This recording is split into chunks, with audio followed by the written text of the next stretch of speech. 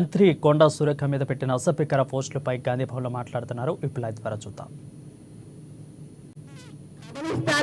తప్పకుండా అందరూ కూడా దీన్ని వ్యతిరేకిస్తారన్న విషయాన్ని గుర్తుపెట్టుకోండి. నేను ఒక్కటి అడుగుతా, ఇది తీసుకెళ్లి నీ చెల్లెకు చూపెట్టు కరెక్ట్ అని చెప్తుందా, నీ తల్లికి చూపెట్టు కరెక్ట్ అని చెప్తుందా, నీకు ఇంకెవరైనా మీ చుట్టాలుంటే మహిళలకు చూపెట్టు కరెక్ట్ అని చెప్తుందా? ఇది ఇంత దారుణంగా ఇటువంటి పోస్టులు పెట్టి ఒక గిరిజన మహిళను, ఒక బీసీ మహిళ, నేను ఒక బీసీ మహిళ విజయలక్ష్మి గారిని ఈరోజు ఇంత అవమానంగా, ఇంత అసభ్యంగా మమ్మల్ని ప్రచారం చేయడం అనేది చాలా దారుణం. కాబట్టి దీన్ని తీవ్రంగా ఖండిస్తూ మరి దీన్ని మేము ఆల్రెడీ సైబర్ క్రైమ్ కు ఇవ్వడం జరిగింది. సైబర్ క్రైమ్ వారు తప్పకుండా యాక్షన్ తీసుకోమని వారిని కోరడం జరిగింది. ఇక ముందు ఇట్లాంటి పోస్టులు పెడితే మాత్రం సహించేది లేదు అని చెప్పి కూడా తెలియజేస్తా ఉన్నాను. ఖబర్దార్ కేసీఆర్, మరి ఇండైరెక్ట్ గాను చేస్తున్న ఇప్పుడు ప్రజలందరూ గమనిస్తా ఉన్నారు. ఇంకా మీరే ప్రభుత్వంలో ఉన్నారని అనుకుంటున్నారేమో, దయచేసి అది మర్చిపోండి. ఈరోజు కాంగ్రెస్ ప్రభుత్వం రేవంత్ రెడ్డి గారి నాయకత్వంలో ప్రజా సంక్షేమం, అభివృద్ధి, హెల్త్, ఎడ్యుకేషన్ అనే వాటిని మరి ఒక ముందుకు తీసుకుపోతున్న సమయంలో మీరు మధ్య మధ్యలో మరి ప్రభుత్వం చేస్తున్న కార్యక్రమాలు ఒప్పుకోకుండా ఇలాంటి తప్పుడు ప్రచారాలు, అసభ్యకరమైన ప్రచారాలు చేసి మరి దయచేసి మీరు ప్రజల కోపానికి ఆహుతులు కావద్దని చెప్పి హెచ్చరిస్తూ, నేను నిజంగా మానసికంగా చాలా బాధతోటి దుఃఖం వస్తా ఉంది. నాకు అసలు ఏం చేయాలో తెలియట్లేదు. నిన్నటి నుంచి కూడా నిన్న ఏడ్ చేసా, నాకు చూడంగానే ఏడ్పు వచ్చేసింది. ఇది చాలా బాధాకరం. దీన్ని దయచేసి మీడియా మిత్రులందరూ కూడా, మనకు ఫ్యామిలీలు ఉంటాయి, మనకు మహిళలు ఉంటారు.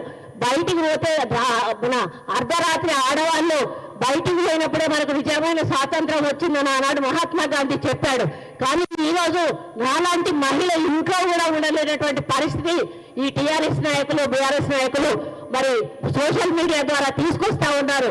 కాబట్టి దీనికి ఎక్కడొక దగ్గర అంతం పలకాల్సిన అవసరం ఉన్నది. నేను ఇదే అంతం కావాలని కోరుకుంటా ఉన్నాను. దీని తర్వాత ఇటువంటిది ఏ ఒక్క పోస్ట్ పెట్టినా కూడా మరి దాని మీద తీవ్రమైన చర్యలు ప్రభుత్వం తరఫున కానీ మా పార్టీ తరఫున కానీ ఉంటాయని నేను హెచ్చరిస్తూ, ఇక ముందు ఇటువంటి చేయడం మానుకోవాలని మరి సోషల్ మీడియా వాళ్ళని, అదేవిధంగా కేటీఆర్ని, బీఆర్ఎస్ పార్టీ నాయకులందరినీ కూడా హెచ్చరిస్తూ, ఖబర్దార్ కాంగ్రెస్ పార్టీ చూసి ఊరుకోదు. మరి మా మీద ఈరోజు చేసిన దాంతో ఆగిపోవాలి. ఇక ముందు ఇటువంటి దరిద్రమైనటువంటి దుష్ప్రచారాలు చేయడం మానేయండి అని చెప్పి పాప రఘునందన్ రావు గారు నాకు ఫోన్ చేసి, అక్క నీ దండం పెడతా, నీ కాలు మొక్క, నన్ను క్షమించక్క అని చెప్పి ఆయన అన్నాడు.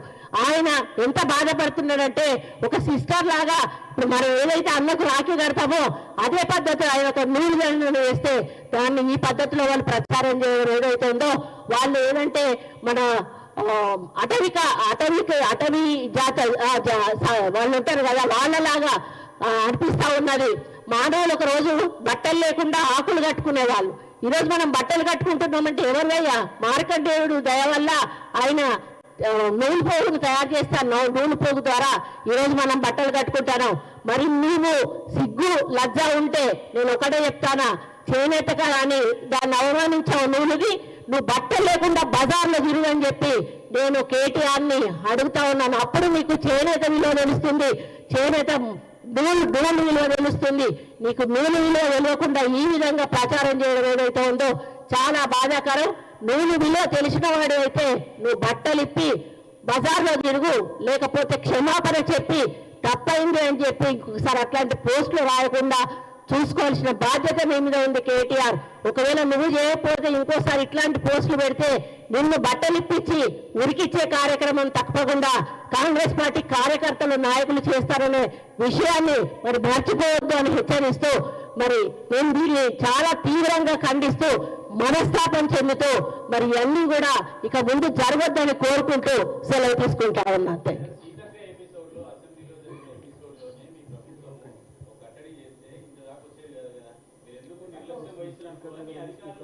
అది స్పీకర్ నోటికి తీసుకెళ్ళాము. పార్టీ తరఫున మేమంతా అంటే ఏదో వేసేసారులే అందరితో ఆగిపోతుంది అనుకున్నాము. కానీ ఈ రోజు ఇక్కడ దాకా వచ్చినప్పుడు ఆగిపోయే ప్రసక్తే లేదు. ఇక సీఎం గారి నోటీస్ కు కూడా వెళ్ళింది. ఇక ముందు ఇట్లాంటివి పూర్తిగా జరగకుండా యాక్షన్ తీసుకోమని చెప్పి సీఎం గారు ఆల్రెడీ ఇన్స్ట్రక్షన్స్ కూడా ఇవ్వడం జరిగింది. అదే కదా, వాళ్ళు మనుషులు కాదు మృగాలని చెప్తున్నారు కదా. స్పీకర్ గారు వారి పరిధిలో వారు తీసుకుంటారు, వాళ్ళని మేము ఆదేశించే వాళ్ళం కాదు. కానీ మా తరఫున మాత్రం అన్ని ఖండిస్తా ఉన్నాము. ఇక ముందు ఇట్లాంటివి జరగకుండా సీఎం గారు మరియు పిసిసి అధ్యక్షులు కూడా చాలా సీరియస్ గా తీసుకున్నారు. మరి దాన్ని ఇక ముందు జరగకుండా చూసుకునే బాధ్యత మాది. ఇక ముందు జరిగితే ఏం చేయాలో చేసే బాధ్యత కూడా మాది.